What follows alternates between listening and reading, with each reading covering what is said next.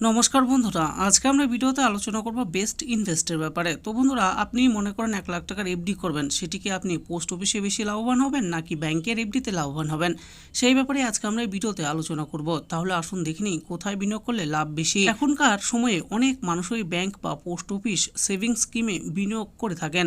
আর post অফিসের তরফে দেশের সকল প্রকার রোজগারের মানুষদের জন্য নানা ধরনের স্কিম নিয়ে আসা হয়েছে। এছাড়াও ব্যাংকও গ্রাহকদের জন্য অনেক বিনিয়োগ প্রকল্প নিয়ে হাজির হয়েছে। যেভাবে নিত্য প্রয়োজনীয় জিনিসের দাম বেড়েছে, সেই সাথে খরচের পরিমাণও বৃদ্ধি পেয়েছে। একজন ব্যক্তি যে পরিমাণ উপার্জন করেন তার কিছুটা অংশ ভবিষ্যতের জন্য সঞ্চয় করে রাখেন। সঞ্চয় করার ক্ষেত্রেও দেখে নেওয়া দরকার কোন প্রতিষ্ঠানে আপনি বিনিয়োগ করছেন, সেই বিনিয়োগের জন্য সুদের পরিমাণ কত থাকছে। এছাড়া টাকা ইনভেস্ট করার ক্ষেত্রে দেখে নেওয়া উচিত কোন প্রতিষ্ঠানে টাকা রাখলে সেটা নিরাপদ থাকবে। পোস্ট অফিস ও ব্যাংক ফিক্সড ডিপোজিট বিনিয়োগ করার আগে সবসময় লক্ষ্য রাখা জরুরি আপনার টাকা যেখানে রাখছেন সেই প্রতিষ্ঠানটি নিরাপদ গ্যারান্টি দিচ্ছে কিনা, সেই সাথে যে সুদ দেওয়া হচ্ছে সেটা আপনার চাহিদা পূরণ করছে কিনা। আজকের এই ভিডিওর মাধ্যমে ব্যাংকে ও পোস্ট অফিসের ফিক্সড ডিপোজিট বা এমআই স্কিমে 1 লাখ টাকা বিনিয়োগ করলে আপনি কত শতাংশ সুদ পাবেন তার একটা ধারণা দেওয়া হলো। ব্যাংক ও পোস্ট অফিস মাসিক আয় স্কিম। টাকা ইনভেস্ট করার ক্ষেত্রে সবথেকে বড় নিরাপদ প্রতিষ্ঠান হলো ব্যাংক এবং পোস্ট অফিস, এমনটাই অনেকে মনে করেন। ব্যাংক এবং পোস্ট অফিসে বিভিন্ন রকম স্কিম রয়েছে যেখানে বিনিয়োগ করলে একটা মোটা টাকার রিটার্ন পাওয়া যায়। বর্তমানে সেভিংস অ্যাকাউন্ট এর থেকে ফিক্সড ডিপোজিটের উপর মানুষের ঝোঁক বেড়েছে বেশি। ফিক্সড ডিপোজিটে 7 থেকে 7.5% সুদ দেওয়া হচ্ছে বর্তমানে। ব্যাংকের ক্ষেত্রে বিভিন্ন রকম স্কিম রয়েছে যেখানে আপনি বিনিয়োগ করতে পারেন। ব্যাংকিং ক্ষেত্রে যে সমস্ত স্কিম রয়েছে তার মধ্যে উল্লেখযোগ্য হলো mutual fund, monthly income scheme, fixed deposit ইত্যাদি। এর মধ্যে ফিক্সড ডিপোজিটকেই পছন্দ করে থাকেন বেশিরভাগ মানুষ। ফিক্সড ডিপোজিটকে পছন্দ করার অন্যতম কারণ হলো এতে ঝুঁকির সম্ভাবনা কম থাকে এবং নিশ্চিত গ্যারান্টি পাওয়া যায়। তবে ফিক্সড ডিপোজিটের ক্ষেত্রে সুদের পরিমাণ কিছুটা কম থাকে। বেশিরভাগ ব্যাংক ফিক্সড ডিপোজিটের উপর 5 থেকে 6% সুদ দেয়।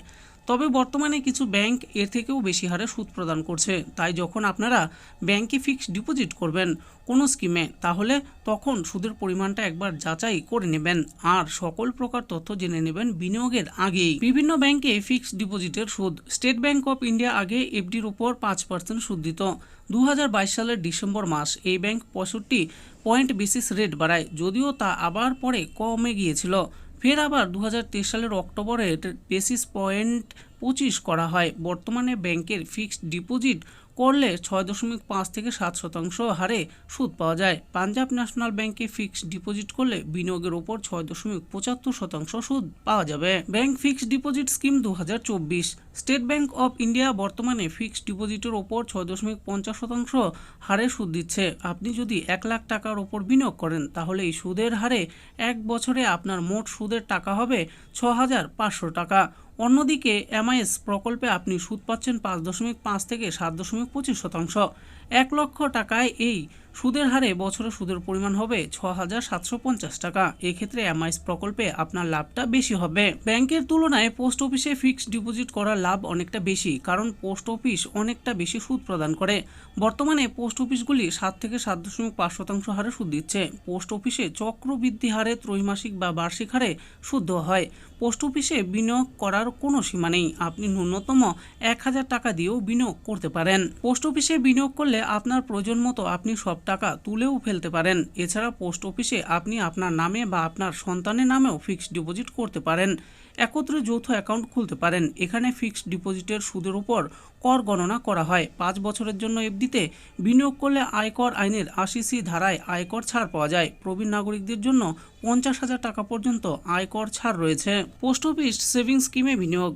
পোস্ট অফিসে যদি আপনি 1 লক্ষ টাকার ফিক্সড ডিপোজিট করেন তাহলে 6.6% সুদের হারে বছরে আপনার মোট টাকা হবে 6,600। এমআই স্কিমে 1 লক্ষ টাকা বিনিয়োগ করলে 7.4% সুদের হারে 1 মাসে আপনার ইনকাম হবে 616 টাকা। এক্ষেত্রেও এমআইএস প্রকল্পে বিনিয়োগ করলে আপনার লাভ বেশি থাকছে। আপনি পোস্ট অফিস কিংবা ব্যাংক যেখানেই বিনিয়োগ করুন সবার আগে দেখে নেবেন কোথায় সুদের হার বেশি দেওয়া হচ্ছে, সেই বুঝে বিনিয়োগ করুন, তাহলে আপনার রিটার্ন লাভজনক হবে। তো বন্ধুরা, দেখে নিলেন আজকে আমরা ভিডিওতে আলোচনা আলোচনা করলাম বেস্ট ইনভেস্টের ব্যাপারে। আপনি যদি ব্যাংকে এফডি করেন বা পোস্ট অফিসে এফডি অথবা এমআইএস করেন তাহলে কোথায় বেশি লাভ পাবেন সেই ব্যাপারে এই ভিডিওতে আলোচনা করেছি। বিনিয়োগ করার আগে অবশ্যই আপনারা দেখে নেবেন। আশা করি ভিডিওটি আপনাদের ভালো লেগেছে। আর এই ভিডিওটি যদি আপনাদের ভালো লেগে থাকে তাহলে অবশ্যই একটি লাইক করবেন। আরও এরকম নিত্য নতুন স্কিম আপডেট সম্পর্কে জানার জন্য আমাদের এই চ্যানেল বাংলার স্কিম চ্যানেলটিকে অবশ্যই সাবস্ক্রাইব করবেন। আর এই ভিডিওটি দেখার জন্য আপনাদের সকলকেই অসংখ্য ধন্যবাদ।